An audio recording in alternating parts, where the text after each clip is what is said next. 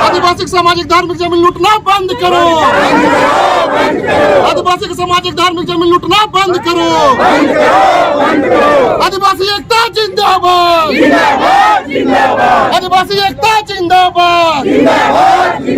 आदिवासी सामाजिक धार्मिक जमीन लूटना बंद। अजय तिर्की जिंदाबाद। बबलू मुंडा जिंदाबाद। प्रेम साई जिंदाबाद।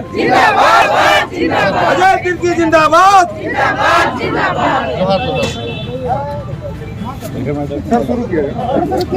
देखिए, सबसे पहले तो तमाम पत्रकार बंधुओं को जोहार करना चाहते हैं और मैं आपको स्पष्ट रूप से बता देना चाहता हूं कि कल जिस तरीका से आदिवासी का सामाजिक जमीन जिसको हम कहें बकास भुइयारी मुंडई जमीन है, मैं आपको पेपर के रूप में आपको बता देना चाहता हूं कि आदिवासी का ये देखिए, इसमें साफ तौर से ऊपर में जो लिखा हुआ है बकास भुइयारी मुंडई, मतलब ये आदिवासी का सामाजिक जमीन है। धार्मिक जमीन अलग होता है, सामाजिक जमीन अलग होता है। ये एक तरीका के सामाजिक जमीन है जिसपे कि आदिवासी का कोई भी गैर आदिवासी को बेच नहीं सकता है और ना ही किसी को ये जमीन ट्रांसफर हो सकता है। सीएनटीड के धारा 48 में साफ तौर से ये कहा गया है कि ये जमीन किसी गैर आदिवासी को बेच नहीं सकता है, संभव ही नहीं है। ना इस पे किसी को लीज दिया जा सकता है, ना कोई कंस्ट्रक्शन किया जा सकता है। लेकिन अगर इस तरह का कोई अगर कहे कि मेरे पास हाई कोर्ट का आदेश है, तो भाई हाई कोर्ट का आदेश आपके पास हो सकता है, लेकिन ये जमीन का नेचर तो नहीं चेंज हो सकता है। जमीन का नेचर है बकास भुइयारी मुंडई, जो हमारा सामाजिक जमीन है। इस पर पूरे समाज के लोग डिसीजन लेंगे उस पर करना क्या है। प्रवेश में ये देखा जाएगा कि पूरे समाज के लोग इस पर डिसीजन क्या लेंगे, उस पर करना क्या है। लेकिन मैं आपको स्पष्ट रूप से बता देना चाहता हूँ कि जिस तरह से आदिवासी को आगे करके लड़ाया जा रहा है आदिवासी से, मैं उस आदिवासी को तो माफ कर देना चाहता हूँ क्योंकि वो भी मेरे भाई है। लेकिन उसके पीछे जो गैर आदिवासी जो षड्यंत्र रच रहे हैं, उसे किसी भी तरह से बख्शा नहीं जाएगा। मैं आपको स्पष्ट रूप से ये बता देना चाहता हूँ। षड्यंत्र कौन रच रहा है? ये बहुत जल्द ही पर्दाफाश किया जाएगा, जांच किया जाएगा। उसके पीछे जो भी है मैं आपको स्पष्ट रूप से बता देना चाहता हूँ। जो उसके पीछे षड्यंत्र कर रहे हैं, उसको जो जमीन दलाल है, जो ब्रोकर है, जो भी बिल्डर है, उसके पीछे उसको षड्यंत्र जो आदिवासी का करके रचा जा रहा है, उसे किसी भी तरीके से बख्शा नहीं जाएगा। मैं आपको स्पष्ट रूप से बता देना चाहता हूँ। जमीन नेचर की बात कर रहे हैं और हाई कोर्ट का ऑर्डर दिखा रहे हैं। दूसरा क्वेश्चन, हाई कोर्ट का ऑर्डर दिखा रहे हैं, तो हाई कोर्ट का जो ऑर्डर होता है या न्यायालय को सर्वोपरि माना जाता है, अब न्यायालय का ऑर्डर तो नहीं मानते। आपका कहना जायज है, आपका कहना सही है, हाई कोर्ट का आदेश है, लेकिन हाई कोर्ट का आदेश सिर्फ आपस में जो केस लड़ा उसका डिसीजन है। जमीन का नेचर नहीं चेंज होगा। मैंने आपको कहा ना, सीएनटीड के धारा 48 में आप पढ़े उसको, सीएनटीड के धारा 48 में साफ तौर से लिखा है ये जमीन बकास भुइयारी मुंडई जमीन है, जो कि इस कंस्ट्रक्शन का काम नहीं किया जा सकता है। आपने देखा होगा कि बाउंड्री वॉल करके उस जमीन को कंस्ट्रक्शन का काम किया जा रहा था, जो कि पूरा आदिवासी समाज उसका विरोध करती है। और यहाँ पर देख रहे हैं कि एक केंद्रीय शासन समिति है, जन परिषद है, आदिवासी महासभा है, आदिवासी सेना के अध्यक्ष, बहुत सारे संगठन के लोग आए हुए हैं और तमाम संगठन के लोग गुलगुलान करने जा रहे हैं कि जो भी आदिवासी के सामाजिक धार्मिक जमीन में जो धड़ल्ले से कंस्ट्रक्शन का काम किया जा रहा है, जल्द हम लोग मुख्यमंत्री से मिलकर उस पर कार्रवाई करने का प्रयास करेंगे। और हमें आशा और उम्मीद भी है कि यहाँ के आदिवासी समाज की सरकार जो बनी है हेमंत सोरेन जी, उसे उम्मीद रखते हैं कि सामाजिक धार्मिक जमीन जिसे धड़ल्ले से लूटा जा रहा है उस पर रोक लगाया जाए और उस पर तुरंत कार्रवाई किया जाए। उनका कहना है कि ये जमीन हमारा रैयती है, ये जमीन हमारा है, हम इस पर अपना काम कर रहे हैं। नहीं, मैंने आपको कहा ना, ये बकास भुइयारी मुंडई जमीन है। पूरे जो बारे में जानना होगा, जैसे सरना, मसना, हड़गड़ी, डाली कतारी, भूत कहता, इस तरह के जितने भी सामाजिक धार्मिक जमीन आदिवासियों का, ये जमीन नॉन सेलेबल है। ये आदिवासी तो आदिवासी नहीं ले सकता है, तो गैर आदिवासी की बात है। और वो किसी तरह कोई कंस्ट्रक्शन भी नहीं कर सकता है, ना उसको लीज में दिया जा सकता है, ना दान में दिया जा सकता है। इसको जानने और समझने की जरूरत है। जैसे आपने कहा कि सीएनटीड के बाद, एक मिनट सर, एक मिनट क्वेश्चन था कि सीएनटीड के बाद बोले, एक सवाल करें, सीएनटीड की बात बोले आपने, ठीक है, और ट्रांसफर नहीं सकता, ये बेचा नहीं जा सकता है, ठीक है। तो सीएनटीड में धारा 8 में ये भी लिखा, धारा 8 में भी ये भी लिखा हुआ है कि रेत बैठा सकता है आदिवासी को आदिवासी, तो उसके लिए रैयत बैठा सकता है। आपका बात सही कहना राइट है, लेकिन कंस्ट्रक्शन का काम नहीं किया जा सकता है, ये जानने की जरूरत है। ठीक, आप बोलिए। महादेव मुंडा जो है उनका वंशावली थोड़ा बताइए, क्या वंशावली उनका?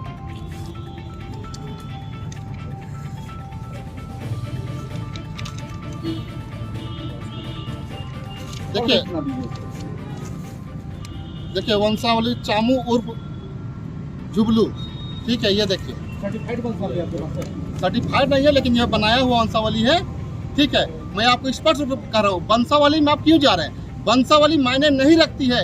ये जमीन समाज की है, व्यवस्था की जमीन है, इसको समझने की जरूरत है। ठीक है, उसका कोई उत्तराधिकारी नहीं होता है उस जमीन का। ये सामाजिक जमीन है जिस पर कि कोई भी कंस्ट्रक्शन का काम नहीं किया जा सकता है। ये स्पष्ट CNT का धारा 48 सब पढ़ लीजिए। जमीन मालिक कोई होगा? जमीन मालिक नहीं, ये समाज की जमीन है। जैसे मंदिर किसी का एक व्यक्ति का नहीं हो सकता है, सरना मसना किसी एक व्यक्ति का नहीं हो सकता है, मस्जिद किसी का नहीं हो सकता है, मंदिर चर्च गुरुद्वारा किसी एक व्यक्ति के नाम से नहीं हो सकता, पूरे समाज का होता है। इसी प्रकार के आदिवासियों का सामाजिक जमीन है। शुरुआत में आपने किन्हीं का नाम लिया था कि जिनके नाम से जमीन है?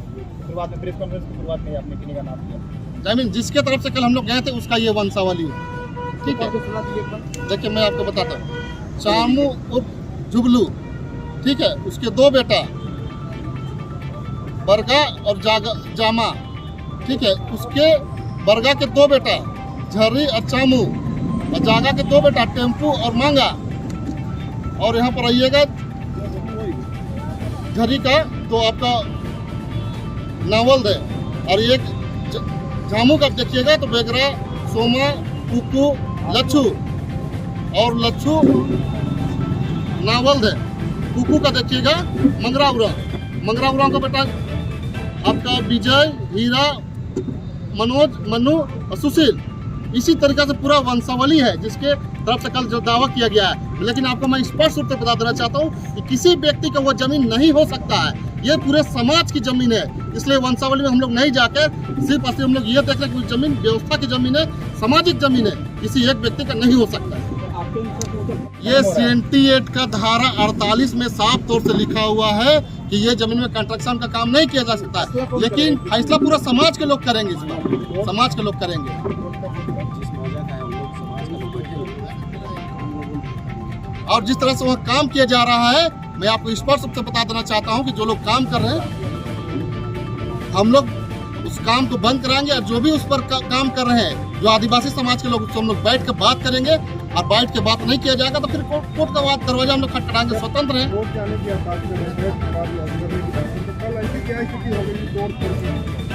कल जिस तरह से आपने देखा होगा कि यहाँ से लोग बात ही करने जा रहे थे कि वो आदिवासी का धार्मिक सामाजिक जमीन है, इस पर काम नहीं किया जा सकता। लेकिन जैसे वो लोग देखे कि इधर से लोग आ रहे हैं, उधर से ईटा पत्थर डंडा लाठी लेके वार करने लगे। उधर का पक्ष तो कह रहा है कि हमारी महिलाओं को मारा गया है। ऐसा है कि वो बनावटी है। ठीक है, जो उसके पीछे गैर आदिवासी जिसका पैसा लगा हुआ है इस प्लॉट पर, उसका ये षड्यंत्र है। और उसी षड्यंत्र के तहत यहाँ पर आदिवासी को बदनाम किया जा रहा है। आदिवासी टू आदिवासी लड़ा है। मैं आपको कहना यही चाहते हैं कि वो लोग खुद अपने लोगों को चोट पहुँचाते। बात है कि इधर से भी लोगों को चोट लगा है, यहाँ को भी लोगों को चोट लगा है, माथा फूटा है, उंगली कटा है, कमर में लगा है, लेडीज महिला पुरुष सभी को लगा है।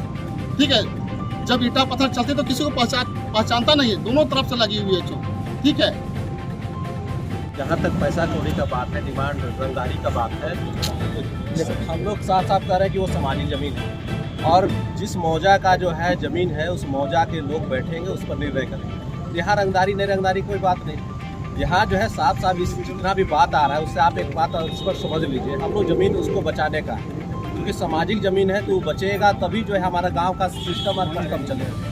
तो ज़मीन ही नहीं बचेगा, बाउंड्री वाल लोग करेंगे, उसको अनाप शनाप बेचने का काम करेंगे। तो दलाली कौन कर रहा है, कौन क्या पैसा कमाने का सोच रहा है, आप लोग देखिए। हम लोग तो बाउंड्री करने नहीं गए हैं, हम तो उस ज़मीन को बचाने के लिए गए हैं। तो ज़मीन बचाने वाला जो है कैसे उसको पैसा मिलेगा बताइए।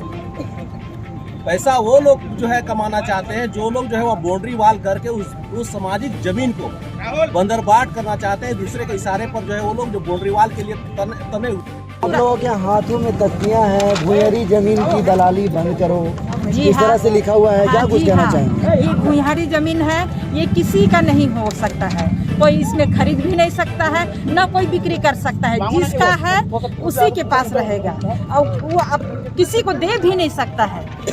वो अपना जिसका भुइयारी है वही खाएगा, दूसरा कोई नहीं खाएगा। खलको के बारे में क्या कुछ कहेंगे? आप लोगों के हाथों में तख्तियां हैं, उसमें लिखा हुआ है रोशनी खलको और उसके पति जमीन दलाल है। जी हाँ, एकदम है। हम लोग का काम नहीं करता है, वो केवल दूसरे लोग का जो कहीं और से आया हुआ है वो लोग का काम पूरा करता है। हम आदिवासियों को नेग्लेक्ट करता है। कोई खतियानी है तो करेंगे, नहीं है तो नहीं करेंगे, इस तरह से करता है। अच्छा, खतियानी देने पर में भी वो बोलते हैं कि नहीं इसमें ये कमी है, वो कमी है। क्या कमी है हम लोग को नहीं पता, वो वही जानते। मतलब आदिवासियों की बात नहीं सुनी जाती नहीं सुनी जाती है, कभी करती ही नहीं है, पक्षपात भी करती है। और कुछ वो जिस तरफ उसको पैसा दिया जाता है उधर ही वो करती है। हम लोग की तरफ ना नाला बना है, ना सड़क बना है, कुछ नहीं बना है।